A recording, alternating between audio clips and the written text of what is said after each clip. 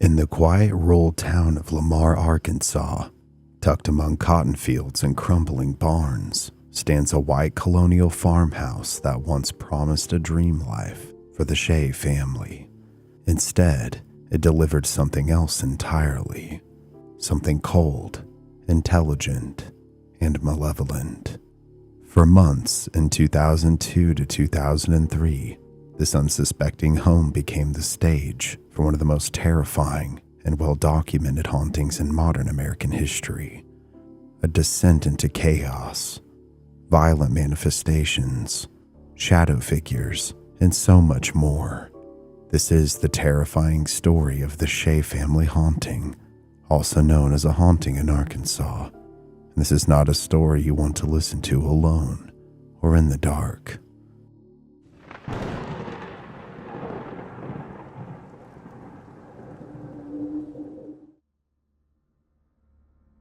A home is supposed to be a sanctuary, but what happens when it turns on you? The Ozark River Valley was once considered the gateway to the West. Perhaps more so now, it is a gateway to the great beyond, a place where life and death collide, and sometimes, just maybe, don't always stay separate from one another. In October of 2003, hard-working couple Ben and Jamie Shea searched for a new place to live. Originally from Little Rock, their search takes them to Markham, Arkansas. They're hoping to find a house that they can make a home for themselves, as well as their young children. As the couple drives to look at their next prospect purchase, they are taken back by what they see standing before them. There in front of their eyes lies a historical home. In Jamie's words from later interviews, the house was absolutely beautiful and large. It had old trees all around it, and it was just the picture of the house that I had been wanting all my life. The house the couple is looking at buying is indeed old. Built in the 1700s, it is one of the oldest in the state. Together, Ben and Jamie seem to collectively fall in love with it. They can already imagine raising their 3 children upon its grounds. Ben, who had grown up playing in the woods, truly wanted to share that with his children as well. The house was in the perfect location for the couple, directly in between 2 towns the two separately worked in. If they lived here, their commutes would be significantly reduced, and therefore, they could spend more time together as a family. Deciding to take a closer look, the Shays step inside the home. But as their feet cross the threshold, little do they know that something else is taking a closer look at them as well, perhaps from the protection of the shadows. Regardless, the couple loves what they see. In the words of Jamie Shea in later interviews, I knew as soon as I saw that house that we had to have it. It seemed as if it spoke directly to their souls, almost as if something supernatural was drawing them in. Together, they continued to examine the rest of the home before fully committing to purchasing. But as they ascend the stairs and take a look inside the first room, they perhaps aren't quite as sure as they once were. Inside the bedroom lies something strange. There's a fireplace at its center, and on and within it are all sorts of strange markings and graffiti. A local boy named Clayton, who had passed away in an accident's name, was spray painted across the stone. Pentagrams were carved and painted on it, as well as the names the couple didn't seem to recognize. Names that appeared to be in a language that neither of them knew. But despite being creeped out at first, the two thought that perhaps some teens had broken into the property at some point during its vacancy and committed the defacing. So with that conclusion, they decide that the deal is too good to pass up. They decide to make an offer on the home, and to their surprise, it's accepted almost immediately. The couple are absolutely elated. The deal they got on the home seems to be too good to be true, and perhaps for one reason or another, it truly was. Within several weeks, the Shays wife Jamie, husband Ben, and 3 young children, 8-month-old Jackson, 5-year-old Bridger, and 11-year-old daughter Tori, move into their colonial home to begin a new chapter in their lives. But little did they know that something else, something much more sinister, may just be beginning. The family quickly settles into a busy routine. They decide to hire an experienced and well-reviewed babysitter to watch Jackson during the day, a woman named Molly. Ben, who works 3rd shift, sleeps throughout the morning, then wakes up to attend class, and then heads to work after. One morning as he sleeps in his bed, shortly after hiring the sitter, he is suddenly woken up by the sound of his baby son screaming through the baby monitor he's placed beside his pillow on his nightstand. As he sleepily calls out to Molly to take care of Jackson, he is met with no response from her. Meanwhile, the screams of the child only continue to grow in intensity. Growing frustrated, Ben sits up to go and see just what exactly was going on. He continues to call out to Molly, but is met with no responses. As the infant screams erupt out of the baby monitor, Ben seeks out Molly within the house, but his calls are only continuing to be in vain. Molly is seemingly not around and is not answering him, yet his son's cries grow ever louder. As he makes his way into the nursery whilst carrying the monitor, the screams suddenly stop as he breaches the room's doorway. Then, a deep chill manifests down his spine. The room itself is empty. The crib is barren. There's not a single soul dwelling within the room. Something was very wrong here. Confused and a bit freaked out, but not one to be the superstitious type, Ben then heads downstairs and continues to call out for Molly to try and get to the bottom of whatever was going on. It's when he gets into the living room that he finds a note on the coffee table. The note reads, "I went shopping and took Jackson with me. We'll be back soon." In later interviews, Ben would say that, "I knew for a fact that I wasn't dreaming. There was a baby crying on that monitor, and yet there was nobody else home. It was a very creepy moment." Unsure of what to make of the whole event, he decides to keep things to himself.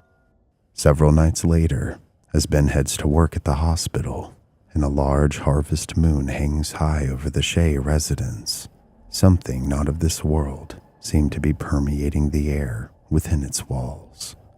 Bridger Shea is suddenly woken up out of a sound sleep by a chorus of strange voices emanating from nowhere, yet they seem to be everywhere. A cold gust of wind accompanies them, seemingly also with no origin. The young man is absolutely terrified as things are blown around his room. He gets up and begins running towards his parents' room. Jamie too is suddenly woken up, but by the fear-stricken pleas of her young son. Believing that perhaps he had just had a nightmare, she brings the scared boy into bed with her to console him. Trying to quell his fears, she gets up out of bed and decides to take a look around the house. Her first thought was that perhaps one of the other children had left the television on in the living room, but upon examining it, it was turned off. She listens for any other signs of activity, but doesn't hear anything. Tired, she returns to bed and attempts to get more sleep. The night, however, or what dwelled within it, seemingly had other plans. Tori Shea is woken up by the sound of toys being played with. Confused, she glances around her room as her clock reads 3 a.m. on the nearby nightstand. The sounds seem to be originating from her brother Bridger's room, just across the hallway from hers. Calling out to him, thinking that perhaps he had woken up and was entertaining himself, but at her expense, she tells him that he needs to go back to bed. As she opens the door to the young boy's room, she sees what appears to be practically any and all of his toys on the floor, and all of them are acting on their own accord and operating as if unseen hands are meddling with them. What strikes fear into her heart, however, is that her brother is nowhere to be seen. Stepping back into the hallway, she is met with a rush of cold wind and hears a chorus of voices that she doesn't recognize. It was as if multiple people with differing tonalities were speaking over one another, and the cacophony enveloped the atmosphere around her.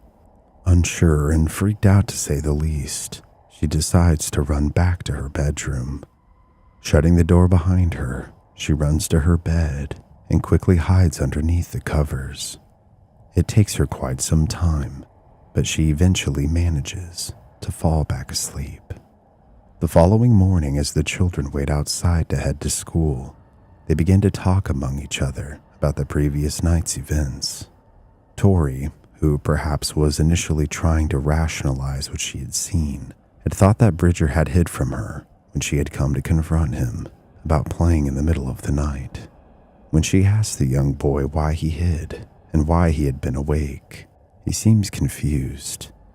He quickly tells her that he had slept with their mom and father and hadn't been in his room at all at that time. Further confused, Tori asks him just why he had gone to sleep in their mother's bed and hadn't stayed in his own. And with this question, the boy goes silent. Upon further prodding, he tells his sister that he had heard lots of scary voices and that it had got windy, so he ran. Being a good older sister, Tori decides not to further add to her brother's fear. She can tell that he genuinely meant what he was saying. She doesn't tell him that she too experienced the very same things he had just described during the night. Later that evening, before heading to work, Ben spends quality time with Bridger. The two lay in the boy's bed as Ben reads his son a children's book to relax him. For now, Ben is stuck working later hours while he earns his degree. He hopes that in due time, once the process is over, that he'll be able to adjust his hours so he can spend more time with his family. As he heads back out into the darkness of night to provide for them, something lurks within the shadows of the Shea household. As the children sleep, Jamie is busy crunching numbers and budgeting. As she clicks away on her calculator and jots down notes in a notebook, her concentration is abruptly broken by the sounds of children giggling. Considering the hour, she knows that her children should not be awake, let alone playing. So, she sets things down and decides to investigate. Glancing towards the stairs from the kitchen where she had been, she continues to hear her children giggle and laugh, and then also begins to hear loud thumping sounds as if they were running up and down the stairs in rapid succession. She calls out to them multiple times, yet is met with no response. Finally, deciding to get up and go scold her children for not only being up past their bedtime, but also for running around the house like gremlins, Jamie heads towards the stairs where the sounds are originating from. However, instead of coming face to face with ornery children, she's instead met with nothing but the now cold, dead silence of the house. The thumping, giggling, and horseplay sounds have seemingly ceased out of nowhere. Finding this unnerving to say the least, Jamie then quietly makes her way upstairs to check on them. She's very surprised, given what she had just heard, to find them all asleep in their beds. With a sinking feeling in the pit of her stomach growing, the concerned mother decides to double-check the house for safety. All windows and doors are locked, and there are no other souls present within the house. This very creepy happening would be far from the last. In the coming days and headed into the following weekend, Jamie and the children have continued to experience strange activity in the home. Jamie decides that she can no longer keep the details to herself, and although she doesn't want to add anything further to her husband's already full plate at this point, she feels like she must talk to him about what's been taking place. Beginning to share the various occurrences, including one that had taken place that very day, their babysitter had heard crying on the baby monitor, and upon checking it, There was no child weeping. Ben looks up from his studying and freezes as he hears his wife's words. He then tells her that several weeks ago, he too had heard the cries of a child, and upon checking, discovered that his child and their babysitter weren't even physically in the house. And what puts a chill shivering down his spine is that he had kept the experience a secret from everyone. Almost as soon as the words leave his lips, the sound of banging starts to fill the stillness of the house. Thinking at first that it was their children, but quickly realizing that the sounds were coming from downstairs, Ben springs into action and begins heading towards where the sounds are coming from. The sounds themselves cease upon his approach. Then, to add to his suspicion, he goes and checks on the kids and finds each one sound asleep in their beds. As he descends the stairs and approaches his wife in the living room, he seems visibly stricken and confused. He seems to know that something deep down is wrong with the entire situation, but tries to take a rational approach. He starts trying to explain away the sounds as an old house settling. Whether this was a way to help calm his wife or himself is unclear. It at least works for Ben in the short term. He somewhat convinces himself that it was indeed the house settling and starts to head off for bed. Jamie, however, is feeling very differently about the situation. In later interviews, she would say, "It was at that moment that I truly began to feel like we might be living in a haunted house." The following morning, consumed by a newly found interest to discover just what she and her family might be dealing with, Jamie decides to visit the local library. While browsing the aisles, she accumulates a good amount of books on ghosts and hauntings. As she checks out at the front, the librarian who's assisting her can't help but notice just what she's interested in. She then tells Jamie that she herself grew up in a haunted house when she was younger. Jamie then asks the woman if the home was there in the local area or somewhere else. The woman, whom she had never met before, then tells her that it was indeed in her town. She then tells her the address. Jamie's eyes swell larger than the harvest moon when the words leave the woman's lips. It is the very same address that she and her family now live in. The woman then begins to fill Jamie in on the conclusions that she and her family had come to while living in the residence. They had believed that a young boy had accidentally fallen to his death from the second room in the middle of the upstairs section of the house, the room now that her son Bridger occupies. The drive home for Jamie is surreal.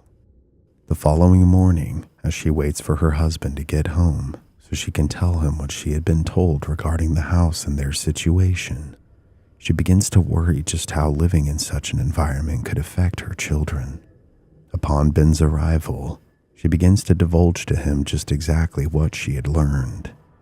Ben began to believe that perhaps, if this haunting was indeed real, that it would quiet down eventually and wouldn't have a large impact on their lives.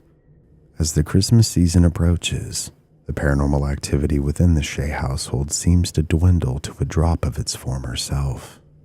One cold and snowy night, as Jamie researches on the family computer, she suddenly begins to feel as if she's being watched.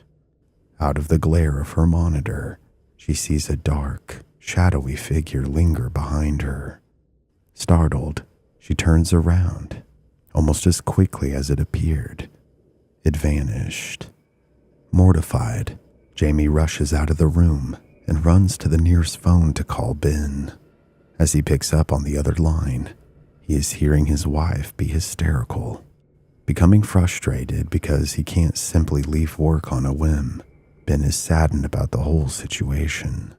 In later interviews, Jamie would say this: "That was the first time I ever truly felt scared or threatened by whatever was in the house, and most certainly did not feel like the energy of a small child."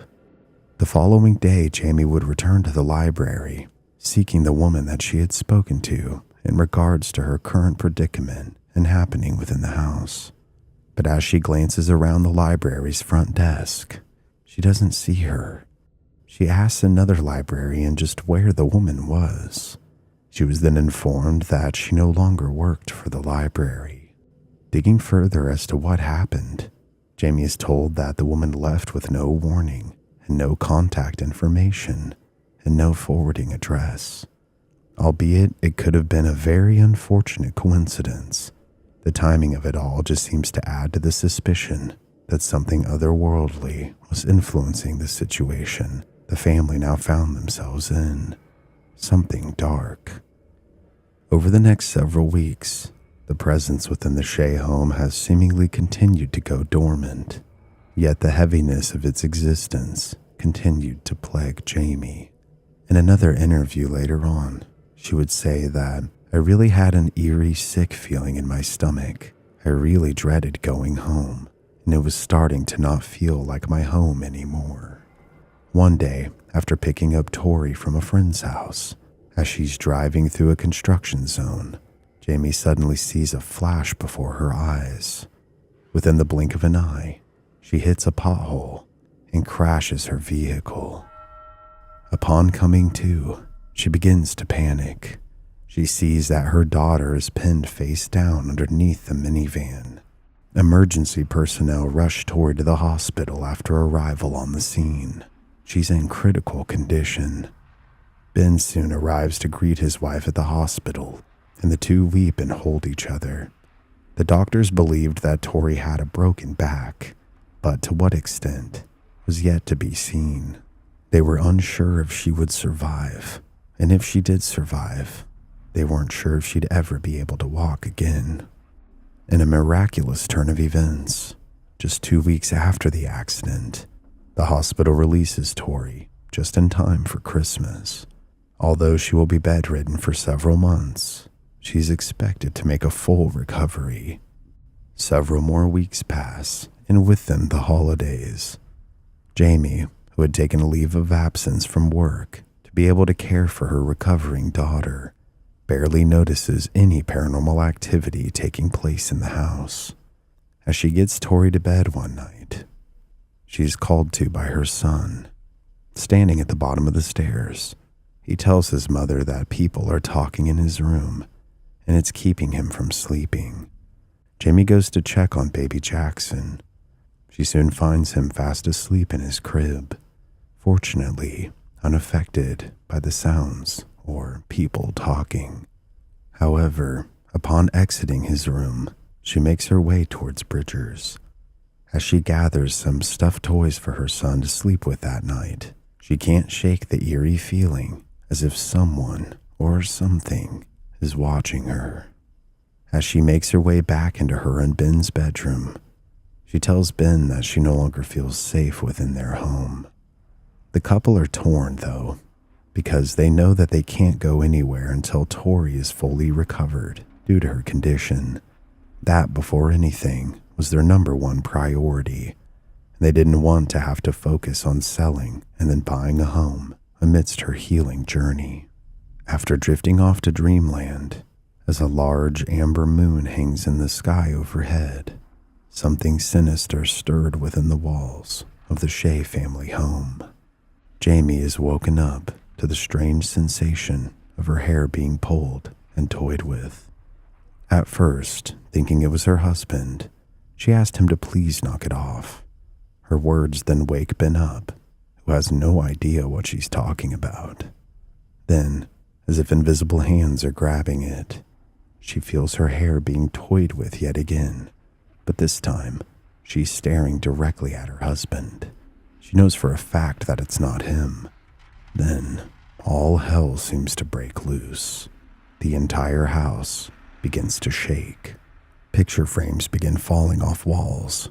The bed itself rocks back and forth, and the lights flicker as if toggled on and off by unseen forces. Ben then grabs Bridger, and Jamie grabs Jackson, and all together they rush downstairs to be with Tori. The only way the Shays feel safe now is to collectively sleep in one room, and with this realization, Jamie says out loud that they have to find some kind of spiritual help.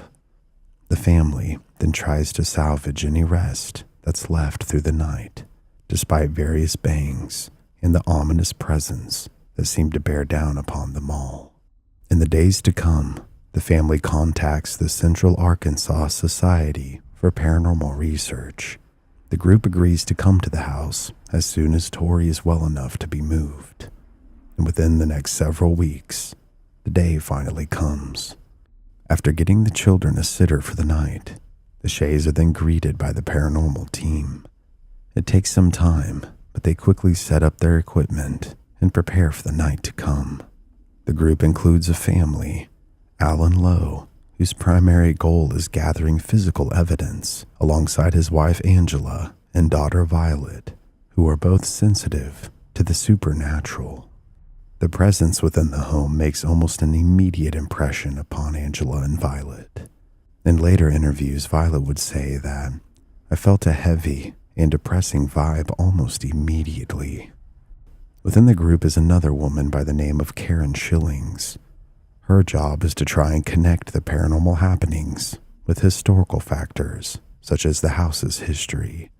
Through her research, she's able to determine that the home itself was built in the year 1780 and was once a stagecoach and hotel. It then later became a jail. As part of the group's routine, Angela and Violet begin a walkthrough of the home to see if they can sense any entities that could perhaps be lurking inside. Going room to room, the two sense the same dark and depressive energy. They also start sensing the spirit of a small child who's too scared to approach them. They then also pick up on not one, but many entities. It's as if a sea of spirits surround them, and they are not happy in the slightest. As the two continue to explore, they would pick up on something else. Amidst the sea, they begin to sense a dark and foreboding presence that seemed to permeate the air around them, something that wasn't human and perhaps never was. As Angela would describe in her later interviews, "I hadn't been scared of a spirit since I was a small child, but this one truly scared me." While walking, the two simultaneously see a brief apparition of the creature. Its skin is dry and dead, its eyes hollow and soulless. It's as if it thrived on pain and misery. This thing, whatever it was, had never experienced a singular breath of humanity. As they finish their walkthrough, the mother and daughter then head back down to the base level of the home to tell the Shays what they had discovered and felt. They tell them that they believed a small boy was present within the house, as well as a multitude of other human spirits. They believed that these were the ones frequently speaking and were responsible for keeping their son up late at night. They then informed them of the very dark energy that they had felt and seen. The two were unsure of exactly just what the creature was, but asked for the family's permission to try and attempt to contact it via a Ouija board. The Shays reluctantly agree, and soon the team lays out the board within the dining room of the house. Ben, who is unsure about the Ouija board method, is in control of the planchette alongside Alan. The group then begins to ask questions as they attempt to speak with the negative entity. Upon asking for its name, the planchette begins to move. It then, letter by letter, spells out S-E-T-H. When asked when it was alive, the planchette again, letter by letter, spells out the word never. The answers seem to confirm everyone's worst fears. They believed that they had been dealing with a demon. Then, the planchette, without any assistance from Alan or Ben, starts moving erratically across the board, to everyone's shock and horror.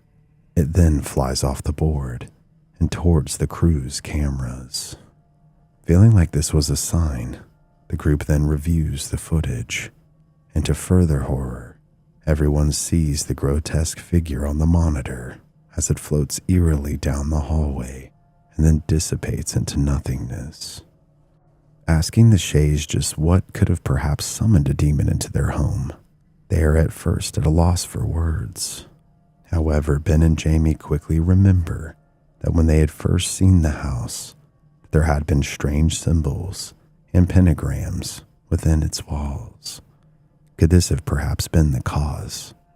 The group concludes that even if it was some teens experimenting with the occult, as first thought, that they still could have opened up a gateway or a portal to the other side and allowed this entity to come in and infest. Angela believed that the family was in imminent danger, and if something wasn't done immediately, that this demon could inflict very real harm upon them, as shown with the potential tie to the previous car accident. She then suggests a ritual cleansing of the house. Almost as soon as the words leave her mouth, the planchette begins to violently move in a figure-8 motion, whipping back and forth with rage. Then, in a ritualistic fashion, Angela begins to burn sage within the home, attempting to cleanse it of any and all negative forces. As the smoke and prayers fill the air, the windows open and close by themselves. The lights flicker, and almost everything it seems like within the home begins to move and shake with energy. Violet sees visions of all the souls that appear to be within the house itself, or bound to the land. She now believes that the entity Set was perhaps drawn to their energy and has been feeding upon it as a source, as well as the turmoil being caused to the Shea family. Following the saging, the raging atmosphere continues like a storm. Angela and her daughter then make their way outside and begin pouring a ring of blessed salt around the property, creating a barrier to protect the home and all who dwell within it. With the circle connected around the home, almost the minute the granules meet one another, the movement within ceases. In her later interviews, Jamie would say this in regards to this very night. After the cleansing, I felt an immediate change. Instead of feeling a sense of evil, I felt a sense of peace in the air. I felt that the sense of evil had been lifted. Following these night's events, for the next several months, life for the Sheas returns to normal. Tori makes a full recovery, and the family seems relatively happy, all things considered. That was until one very strange evening. As Ben and Jamie discuss things they needed to take care of, their son Bridger walks into the room. However, something seems very off about the young boy.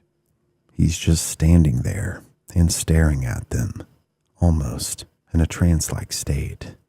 He then opens his mouth and begins to speak, but what comes through him is not his own voice. Instead, a dark, raspy, and menacing tone comes through, a half-laughing, half-wicked sound that deeply disturbs his parents. Jamie runs up and gives him a small shake, trying to get her son to come too, and thankfully, he does. However, he doesn't remember wandering into their room at all. Freaking out as anyone would, Jamie then asks her son to stay with his father as she quickly runs to grab baby Jackson. Upon picking him up out of his crib, she begins to hear two very distinct voices floating around her. They seem to be getting louder and louder as she makes her way back towards the bedroom door. Headed out of the room and into the hallway, she then finds a scared-looking Tori standing before her. As she asks her to quickly come with her, Tori points to the end of the hallway behind them. There, mere feet away, it's large and robed, with the same cracked skin and glassy black pits for eyes. Screaming and grabbing her daughter as well, Jamie then runs them all down the stairs and back towards Ben and Bridger. These series of events left the Sheas with seemingly no other choice. Out of fear for their lives, they would jump into the family minivan and leave behind what was once their dream home. As a result of this, they would quietly put their home up on the market and move to a nearby apartment. Ben would graduate school in the months to come, and upon the sale of the house, the couple would take the money and move to a brand new town where they started life anew. Before we go, I wanted to share my thoughts on this case and some of the details that I noticed.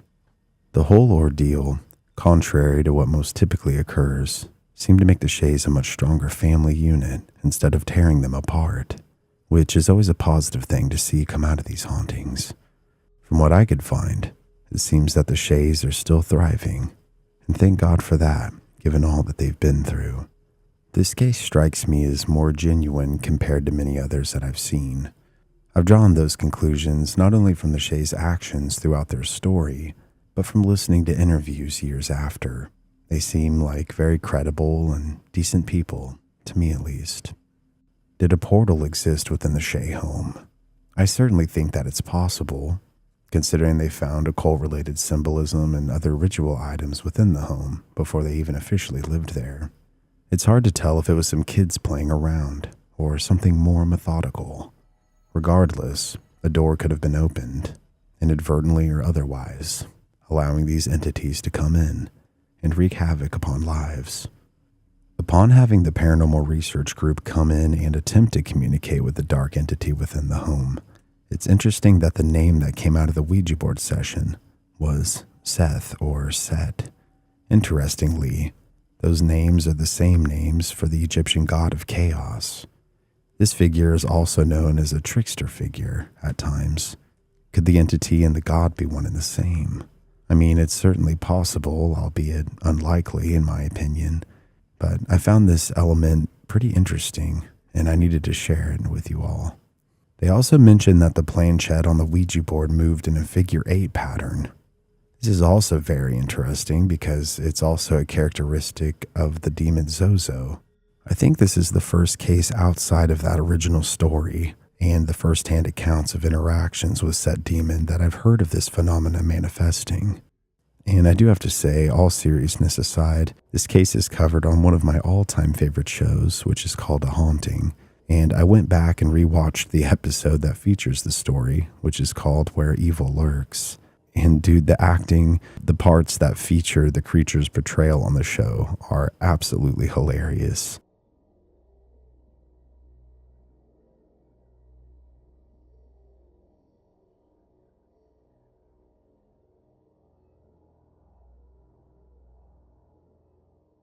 Like, what even is that? Like, come on, guys, you could have done better. Albeit, I always enjoy the show and the stories being told. That part was just way too funny for me not to mention. Now, saging is a very ancient and useful practice. I've seen it work with my own eyes in one of the most disturbing and violent hauntings that I've ever experienced. And it literally forced the entity outside, where it then proceeded to bang on the walls and windows, and occasionally the floor and ceiling. It's a whole saga of a story. If you guys aren't familiar with it, maybe I'll go into it more so here another day. But that convinced me that saging can very much work. The particular cleansing ritual that was used in this case combined saging with Christian prayer, which I'm sure could be effective. However, if the portal was left open, which I think it was, the entity just made its way back into the home, and or another or multiple other entities made their way back in, because the Sheas continue to be haunted, and it was that ultimately led to them leaving.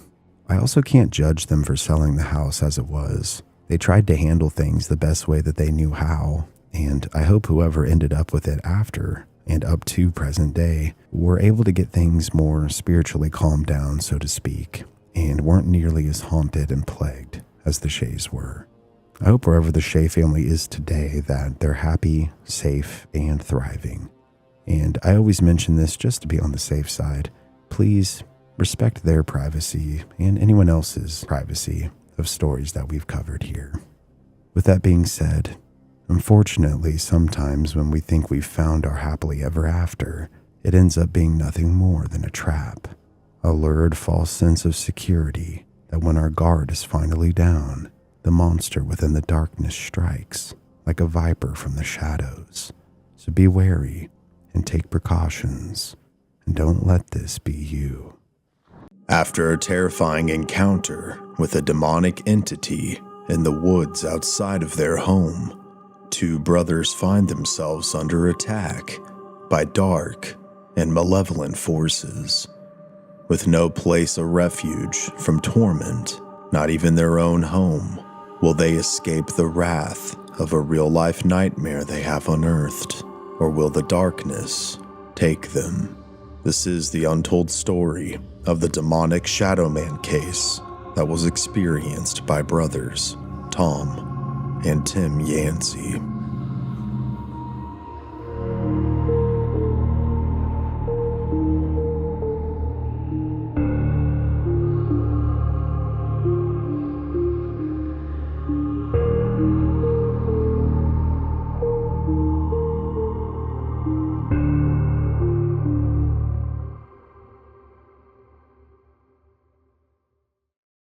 With the majority of my audience not being subscribed, please consider subscribing with notifications on, liking the video, and leaving a comment, as well as checking out one of hundreds of videos available on my channel. Thank you. Lake Worth, Florida, founded in 1913, the city plays home to the arts, boasting festivals, boutiques, music venues, and a historic theater.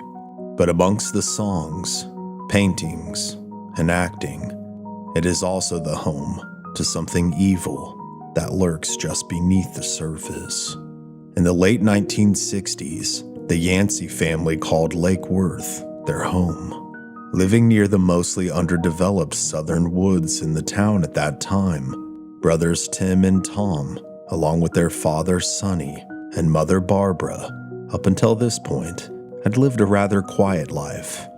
Tim would describe his childhood home as a very peaceful and remote place to live. It was fairly isolated and in the middle of nowhere.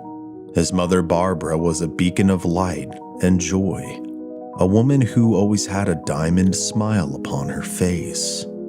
His father was a stern man, a battle-hardened Korean War veteran who then worked as a carpenter doing construction. Sonny suffered from PTSD, or post-traumatic stress disorder, as a result of the war, and according to Barbara, was a totally different person when he came back. He had been a sergeant in charge of a mortar platoon during the war, and would very rarely speak of what had happened. Although both of the brothers later would recall that he told them a few different stories of his time there. One story that following a battle, he had to arrange for mass graves to be dug and for bulldozers to lay the dead to rest. While suffering with PTSD, Sonny tended to have a short fuse on his temper, but for some reason, this particular summer, it seemed to get inexplicably worse. Where the family lived was remote and surrounded by lush woods, and prior to being settled, the land where the house now stood had been heavily utilized during the slave trade, as well as being the home to numerous bouts of violence between warring Native American tribes.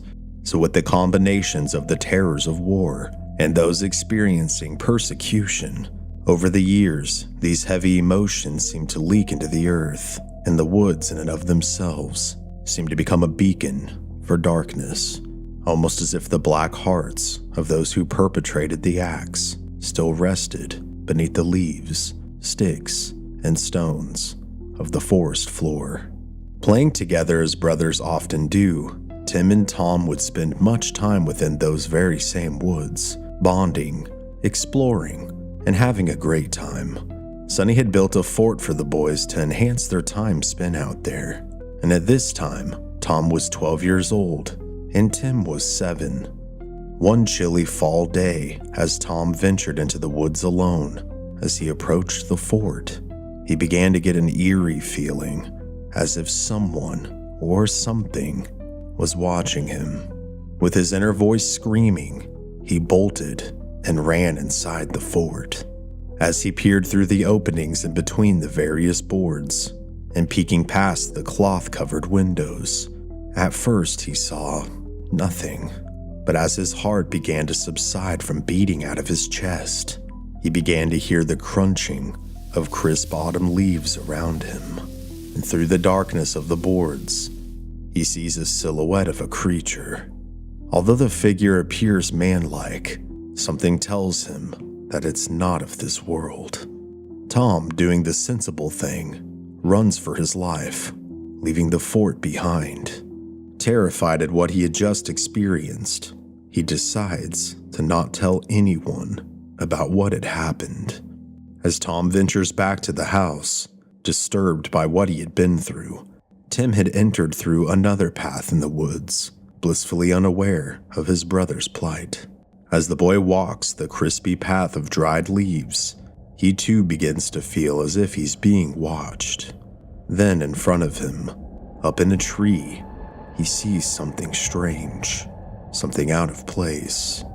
There in the tree, with the environment reacting around it, there appears to be some kind of creature, but this creature is either see-through or it's reflecting its surroundings, almost like a freakish distortion of reality, perhaps something that shouldn't have been within the confines of our reality.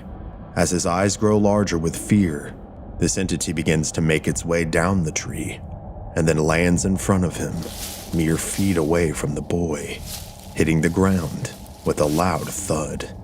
This is enough to truly frighten the young man, and he too, similar to his brother, decides to run for the house, the one place a child should feel safe to be. Tim frantically makes his way out of the woods and quickly into the arms of his mother, who was near the front door of their house. After explaining things as best as he could, Barbara calms him with the love only a mother can provide, asking him to calm down. She tried her best to convince him that it was perhaps an animal that he had startled, and that things would be okay. And although she did what she could, as we'll come to see, this would be far from what would take place. The brothers in due time would discuss the strangeness of their experiences in the woods with one another, confiding in each other, and trying to make sense of just what this thing or what these things were. Fearing that even talking about it could prompt a visit, the boys did their best to move on and shift their focus to other activities, fearing that if they spoke of it, they would invoke the wrath of what they began to call the Shadowman. During the day, things seemed to regain a small amount of normalcy, but at night, the brothers began to see the very same figure outside, usually near the tree line, presenting a thick, man-like shadow, always watching and lurking like a wild animal stalking its prey. One night, as the moon peeks through the clouds overhead, Tim is jolted awake out of a sound sleep.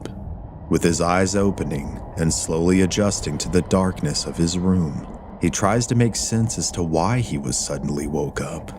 As he glances towards his window, with the faintest amount of moonlight illuminating the room, he sees a shadow go past. Scared, but getting up to investigate, he reluctantly looks, and he sees nothing. Thinking that perhaps his mind is playing tricks on him, Tim lays his head back down to try and sleep again. But as he gets comfortable, right before he closes his eyes, he again sees this menacing shadow pass by his window. Attempting to wake up his brother, but unable to do so, he once again gathers the courage to take a look through the window. Peering around their yard and towards the tree line, there in the mists emanating from the woods, he sees the shadowy outline of a man. And this man appears to be staring directly into his soul from afar. It then suddenly begins to rush towards him. Absolutely petrified with fear, the young man lets out a blood-curdling scream. His brother quickly wakes up, and so do his parents, with Sonny being the first inside the room. He asks just what is happening. After being told by Tim that there was a man in the yard, he quickly grabs a flashlight and began sweeping the property. He ultimately would find nothing. Several weeks later, as the boys slept in their room, 12-year-old Tom starts acting strangely. Waking up to the sound of footsteps, Tim sees his brother in the middle of their room. As he calls out to him, he receives no response, and Tom then begins to walk and leave their room. Calling out to their parents as well as his brother, Tim continues to follow him as he descends the stairs, headed towards their front door. With Sonny and Barbara rushing close behind him, they watch as Tom heads out of the front door and into the yard. As Tim would describe it later, it was as if he was being called out to something, or there was something drawing him into those woods. It was very frightening for me, because I knew there was something out there, and I didn't understand why this was all happening. Sonny is able to wake the boy up as the four stand in the yard. Tom seemed to have been sleepwalking, unaware of what was taking place. Although this hadn't happened previously, and was completely new to the family, this incident would be far from the last. For the next several weeks, Tom would continue to sleepwalk. At times, with other members of the family unaware that he was missing, Tom would find himself waking up next to the lake, out in those foreboding woods.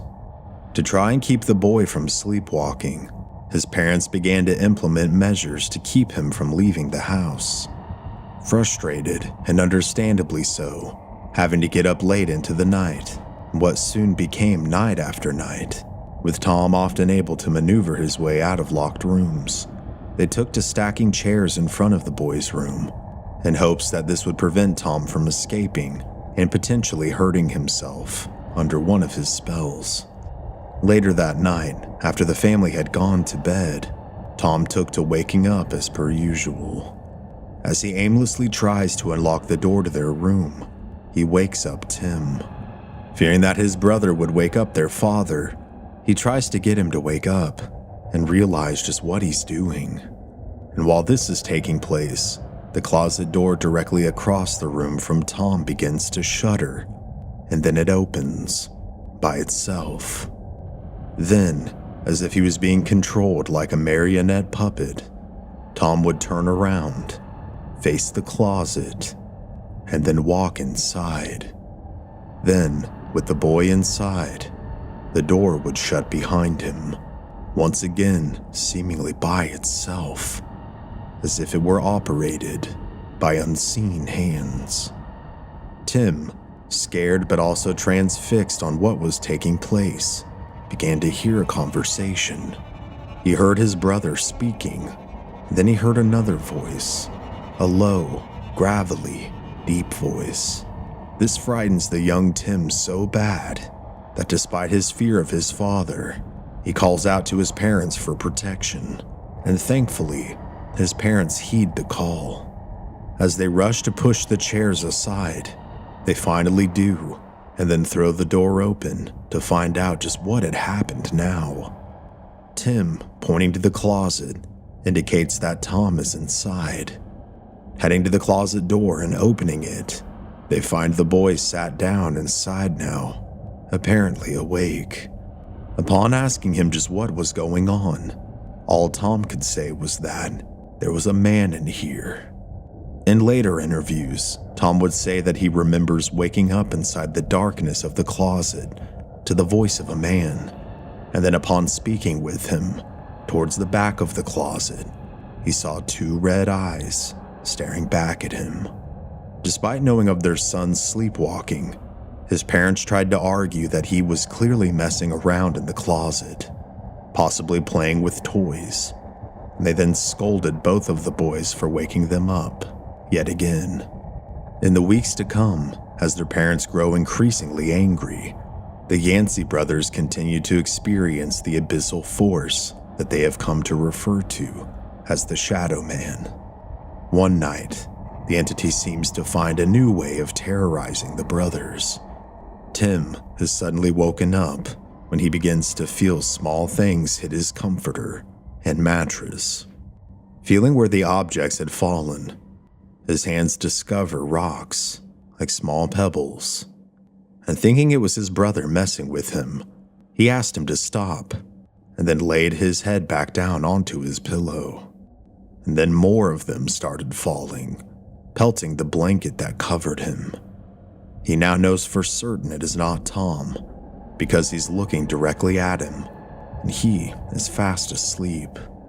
As the rocks continue falling onto him, he then discovers leaves, and then pine cones as well. Then he feels something drop onto his head, and this something begins to crawl. Prying off whatever this thing was and throwing it, the boy begins to scream. Barbara soon comes to his aid, and upon turning on the lights, she too finds the stones, pine cones, leaves, and to her surprise, giant Florida cockroaches. It was as if the Shadowman was bringing in things from the woods, but for what reason remained unclear. It was with this incident that Barbara began to notice that perhaps it wasn't just the boy's imaginations at work. Perhaps there was something terrorizing them. In the weeks that followed this incident, Barbara too begins to notice the ever-growing hostile environment within the home, and soon begins to seek answers from any and all sources. While her husband is at work and her children are at school, she purchases a Ouija board, and upon returning home, places it on the coffee table in the living room. Not being into the occult previously, she doesn't really know what she's doing, but wants to do her best to communicate with whatever could be there, and to try and seek answers as to why it was tormenting her family. She tries to make contact, but doesn't receive any answers. Later that day, the family retires to their beds to catch some sleep. Little did they know of Barbara's attempts to contact the other side, and little did they know that hell was about to be unleashed upon them. As everyone drifts off to dreamland, Tim once again finds himself being woken up out of a dead sleep. Perhaps it was his intuition. It's hard to know for sure why. But as he wakes up and sits up in his bed, he sees a dark hand emerge from the closet in their room. As the familiar fear grips him, he gets up and shakes his brother Tom awake. And to Tom's disbelief, as he looks ahead where his brother is pointing, he too sees the hand. And then a more fuller figure begins to emerge from the closet opening. Before both of their eyes, a shadowy figure emerges, casting itself onto the wall, with glowing red eyes staring at them. It begins to climb horizontally on the wall towards them. With the brothers absolutely shaken to their core, they scream for their parents as the figure dissipates, as if it was never there. The two then rush out of their bedroom and run up to their parents' bedroom. And although apprehensive because of their father, they would rather deal with his wrath than that of the Shadowman. Doing a knock and then opening their door, Tim leads the boys and calls out to their parents. He tells them that the man was back and that he was on their wall like a fly. This bizarre statement from his son and the continuous lack of sleep prompts Sonny to explode. He tells the boys that there is no man, that they're dealing with the boogeyman, and that the boogeyman does bad things to bad kids, and if they were good, he would simply just go away. With tears in his eyes, Tim and his brother would make their way back to their bedroom. Tim would later recall, this notion that I was a bad kid, that I had done something wrong, and that something had come to punish me for my misdeeds, is something that has stuck with me my entire life. I didn't know what I had done to deserve this. From that point on, the boys keep silent about the nightmare experiences that they had had with the entity known to them as the Shadowman. But the entity seems to grow ever stronger. But even though they have been silent, the rage that dwells within their father, Sonny, also continues to grow. Tim later again would say, he seemed to not understand what was happening in the house, and this led to a lot of family dysfunction. Whether this attracted whatever this thing was to us, or it fed off of the negative emotions or whatever, there was some kind of connection there. These entities seem to do this, and it's like a coupling. The entity attaches itself to a family and then continues to cause problems and seems to derive energy from this. As time passes, the boys find themselves awake on the night of Christmas Eve. Being rambunctious kids as some of us were, they decided to sneak downstairs to take a peek at some of their Christmas presents under the family tree in the living room.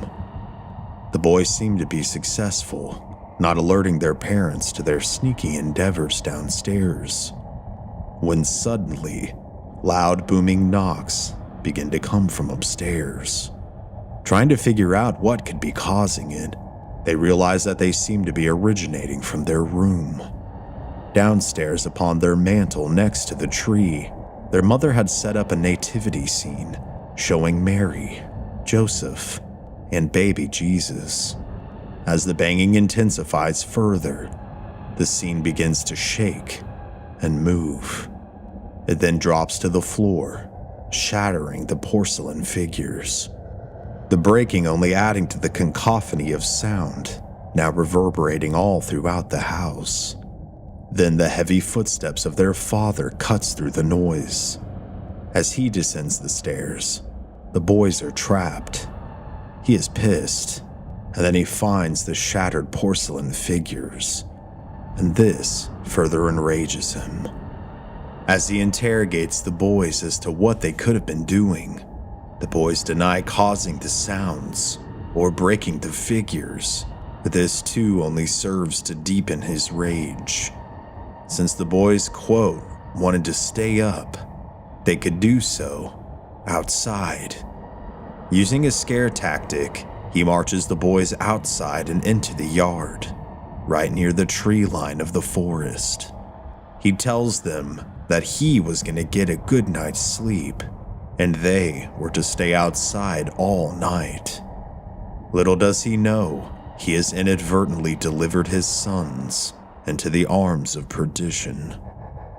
The air is cold and bites at their skin as a large moon hovers above them, and the low rustle of leaves surround them. The two young men, despite their best efforts to comfort one another, are absolutely paralyzed with fear as they stand in the darkness of the night. They both suddenly hear the crunching of leaves from behind them. Upon turning around, they are besieged by the Shadowman yet again. Screaming for their mother as they run up to their deck, they beg to be let back into the house. Finally, their mother is woke up and forces their father to come with her and let the boys back in, finding the punishment to be cruel, especially since she knows herself that there are things at work that none of them understand. Tim would later say this when interviewed: "My father's anger continued to grow, and he became increasingly frustrated. He would blame the noises on us, and his punishments were severe. The goal of this monster seemed to be to create more anger, more chaos, and more depression within our family." The situation grew bleaker day after day. And on a cold and stormy night, as Tim laid in his bed, he was all too familiarly woken up, without warning. This time, however, something was different. His sheets and blankets were pulled from him. And as Tim would later say, "You know something's there. It's in the room with you, and you've got to reach down and pull those sheets back up."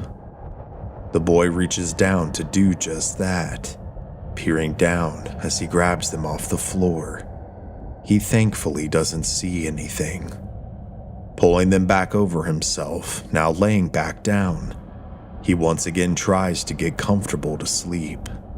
As he starts to drift off, he then feels a sharp, searing pain on the right side of his ribs. Feeling this pain, his eyes pop open to find what appears to be a long, bony hand coming from underneath his sheets. Scared for his life, the boy screeches and runs as fast as his legs will carry him.